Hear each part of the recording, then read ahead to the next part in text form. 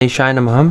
शांताकारं भुजगशयनं पद्मनाभं सुरेशं विश्वाधारं गगनसदृशं मेघवर्णं शुभांगं लक्ष्मीकान्तं कमलनयनं योगिविद्यानिगम्यं वन्दे विष्णुं भवभयहरं सर्वलोकैकनाथं।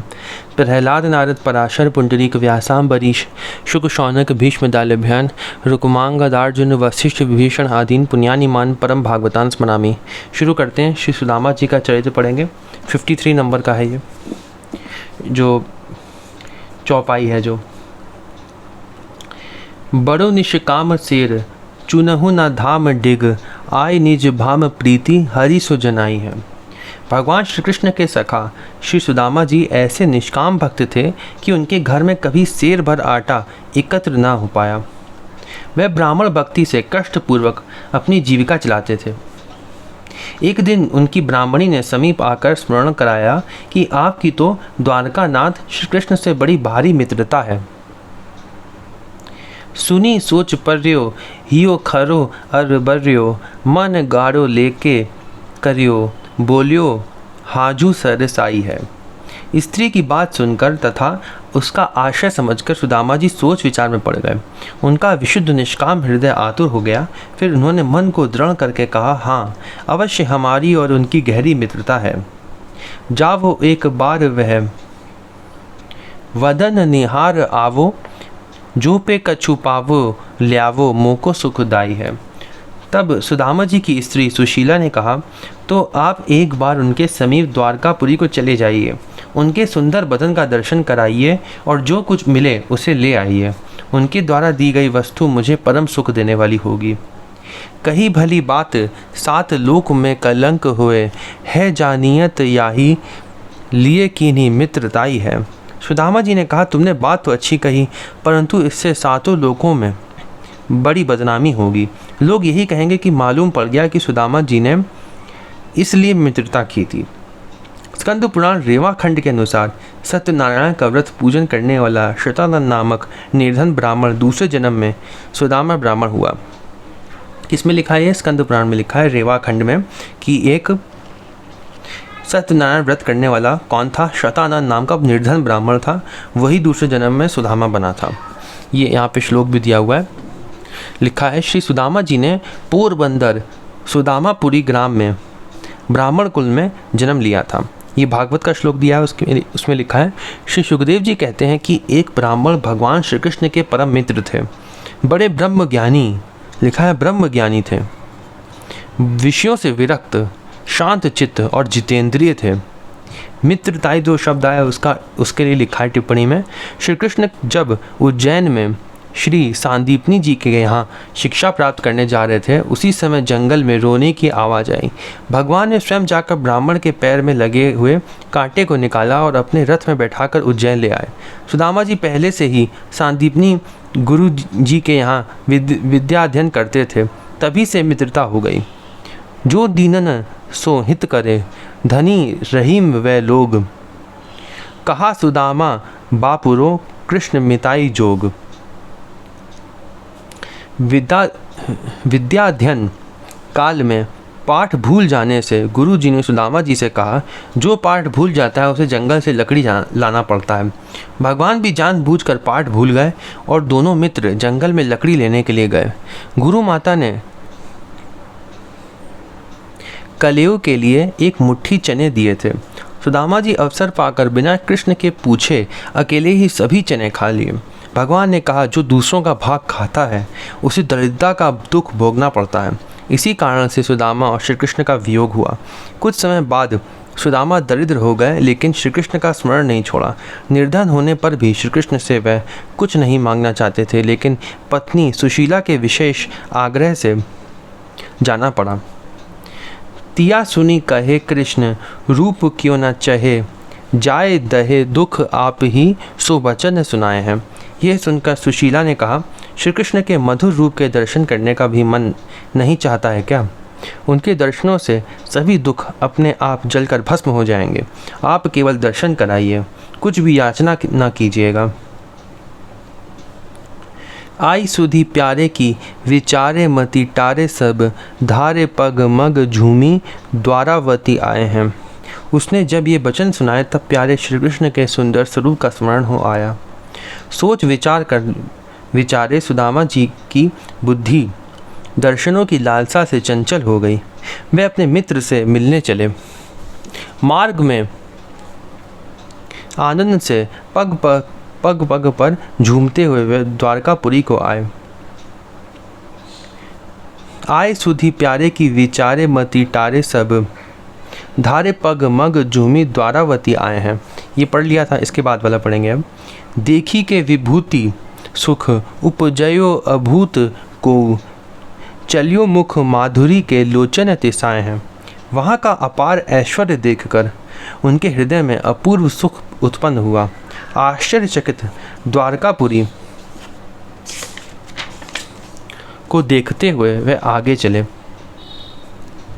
उनके नेत्र श्री कृष्णचंद्र की रूप सुधा के प्यासे थे। डरपत हियो ढयोड़ी लांगी, मन गाड़ो कियो लियो, कर गही चाह तहाँ पहुँचाए हैं। कोई राजपुरुष महलों में जाने से रोक ना दे, इसलिए श्री सुदामा जी मन में डर रहे थे। किसी तरह मन को मजबूत करके सुदामा जी ने राजद्वार लांघ कर राजभवन में प्रवेश किया। मानो प्रभु दर्शन की तीव्र अभिलाषा ने ही हाथ पकड़कर उन्हें प्रभु के निकट पहुंचा दिया। देखियो श्याम आयो मित्र, चित्रवत्र रहे नेकु, हित को चरित्र दौरी रोई गरे लागे हैं। श्याम सुंदर श्री कृष्ण भगवान ने देखा कि परम मित्र सुदामा जी पधारे हैं। इनके अचानक आ जाने से वे प्रेमवश कुछ देर के लिए चित्र की तरह स्तब्ध खड़े रहे, फिर सावधान होकर दौड़े, लिखा है भगवान दौड़े, और रोते हुए उनको गले से लगा लिया। यह प्रेम की अद्भुत लीला है। कुछ देर तक वह दोनों मित्र परस्पर छाती से छाती लगाकर इस प्रकार मिल रहे कि मानो दोनों का शरीर एक हो गया है। यह ऐसा विलक्षण प्रेम था कि दोनों के शरीर आपस में इस प्रकार मिल गए थे कि छुड़ाने से भी ना छूटे। इसीलिए जो यहाँ पे पढ़ने पड़ा है उसी का मैं ये पढ़ता हूँ। मानो एक तन, लिखा है एक तन, मानो एक तन भयो, लयो ऐसे लाई छाती, नयो यह प्रेम छूटे नाही, अंग पागे हैं। इस प्रकार मिल गए थे कि छुड़ाने से भी ना छूटे। इतने से भगवान को सुदामा जी की दुर्बलता का स्मरण हो आया। सोचा कि मेरे गाढ़ आलिंगन से भी इन्हें पीड़ा हो रही होगी। इधर सुदामा जी को भी अपने देह दौर्बल्य की स्मृति हुई। इन्होंने सोचा कि मेरा अस्थि पंजर कोमल श्री अंग में चुभ रहा होगा। इन विचारों से दोनों का मिलन छूटा। कैसे उन्होंने छोड़ा? कृष्ण ने सोचा कि ये इतने दुबले पतले हैं इसलिए इनके लग रही होगी, और सुदामा जी ने ये सोचा कि मेरा शरीर जो है वो अस्थि पंजर है और इनका इतना कोमल है तो वो उनके चुभ रहा होगा। यही सोचकर दोनों का मिलन छूटा, ऐसा लिखा है। आई दुबराई सुधी मिलन छुटाई ताने, आने जल रानी पग धोए भाग जागे हैं। इतने में ही भगवान के संकेत से श्री रुक्मणी जी सोने की झाड़ी में जल ले आई। भगवान ने अपने श्री हस्त कमल से श्री सुदामा जी के चरण धोए। लिखा है भगवान ने हस्त कमल से चरण धोए। सेज पधराई गुरु चर्चा चलाई सुख, सागर बढ़ाई आपू अति अनुरागे हैं। आज बड़ा शुभ अवसर प्राप्त हुआ है, इससे मालूम पड़ता है कि मेरे भाग जाग गए हैं। ऐसा कहकर उन्हें शैया पर पधराया। फिर उस समय की चर्चा चलाई जब दोनों उज्जैन में सांदीपनी मुनि के आश्रम में अध्ययन करते थे। भगवान ने पुरानी चर्चा चलाकर उन्हें सुख के समुद्र में डुबो दिया और स्वयं भी अत्यंत प्रेम में मग्न हो गए। टिप्पणी पढ़ते हैं आगे। पग धोए जो लिखा है उसके बारे में क्या लिखा है? ऐसे बिहाल बिवाइन सो, पग कंटक जाल लगे पुनि जोए। ये सुदामा जी द्वारा है। हाय महादुख पाए सखा तुम आए, इते न किते दिन खोए। देखी सुदामा की दीन दशा, करुणा करिके करुणा निधि रोए। पानी परात को हाथ छुयो नहीं, नैनन के जल सो पग धोए। ऐसा यहाँ पे लिखा है, जो इसके बारे में लिखा था कि पैर धोए। आगे पढ़ते हैं। चिवड़ा छिपाए कांख पूछे, कहाँ लियो मुको अति सकुचाए भूमि, तके द्रग भीजे हैं। सुदामा जी पुराने फटे से वस्त्र में बंधे चिवड़ा की छोटी सी पोटली को बगल में छिपाए हुए थे। भगवान ने पूछा, प्रिय मित्र, मेरे लिए क्या लाए हो? उस भेंट को तुच्छ जानकर सुदामा जी उसे दें या ना दें यह निश्चय नहीं कर पा रहे थे। भगवान का प्रेम और अपनी दीनता देखकर वे बहुत सकुचा गए। भूमि की ओर देखने लगे, आंखों में आंसू आ गए। खींची लई गांठी मुठी, एक मुख मांझ दई, दूसरी हूँ लेत स्वाद, पाई आपू रीझे हैं। भगवान ने पोटली खींच ली और उसमें से एक मुट्ठी अपने मुख में डाल ली, उसके बाद दूसरी और ली। उस प्रेमोपहार का स्वाद पाकर आप अति प्रसन्न हो गए। गयो कर रानी सुख, सानी प्यारी वस्तु यह, पावो बाटी, मानो श्री सुदामा प्रेम दीजे हैं। और तीसरी मुट्ठी लेना चाहते ही थे कि रुक्मणी जी ने भगवान का हाथ पकड़ लिया और कहने लगी कि ऐसी सुखद स्वादिष्ट वस्तु को आप अकेले ही ना खाइए, इसमें से थोड़ी हम सबों को भी बांट दीजिए। तब शेष एक मुट्ठी चिवड़ा भगवान ने रुक्मणी को दे दिया। वह सुदामा के प्रेम से अति ही संतुष्ट थे। श्याम जू विचारी दीनी, संपत्ति अपार विदा, भये पैना जानी सार, बिछुरनी चीजें हैं। प्रभु ने सुदामा की धर्मपत्नी के भावों को विचार कर अपार संपत्ति दे दी, पर सुदामा जी को इस तत्व का कुछ भी पता नहीं। 7 दिन तक रहकर मित्र सत्कार से संतुष्ट होकर विदा हुए। प्रिय मित्र के वियोग में सुदामा जी को बड़ा कष्ट हुआ। यह मित्रता का रहस्य है। आगे टिप्पणी पढ़ते हैं। लिखी है, गहियो कर रानी, इसका अर्थ क्या है? क्या सब खाकर सर्वस्व दे देंगे?